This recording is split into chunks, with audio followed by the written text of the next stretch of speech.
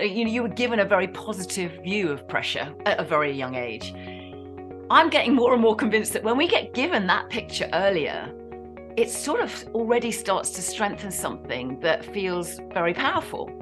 And that's what I'm hearing from you a little bit. And then so you go then into an environment of martial arts where you're very much on your own. You haven't got your dad, you haven't got, but you've already got a bit of a muscle worked up to be able to deal with that, I'm assuming. Yeah, 100%. It's really interesting you should say that as well, because, I kind of feel like pressure's getting a bit of a bad rap these days, right? People are kind of avoiding pressure and seeing pressure as this big negative thing where, you really don't tend to get things done without a higher level of pressure, or at least a decent amount of pressure to cause a change. And so for me, especially having worked with, we're essentially talking about children, right, at this stage. And so we're not, having worked with kind of 25,000 children around the world. Yeah. Over the last 10, 12 years.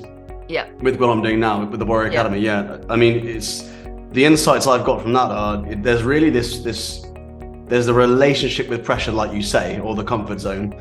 And there's a relationship with, how the parents see it. And for a lot of different cultures that we teach, for some parents, they really overly pressure their kids and they develop an unhealthy relationship for it. Okay. And some parents under pressure their kids. And I kind of see it like the comfort zone, because in the comfort zone, you've obviously got everyone's familiar with the classic comfort zone, right? We know we need to leave our comfort zone in order to grow, but that's where we pretty much leave it. Comfort zone, and then the good stuff happens. It's not quite like that.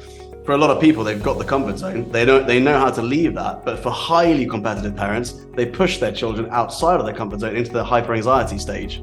And so this is where they are performing tasks way outside of their ability.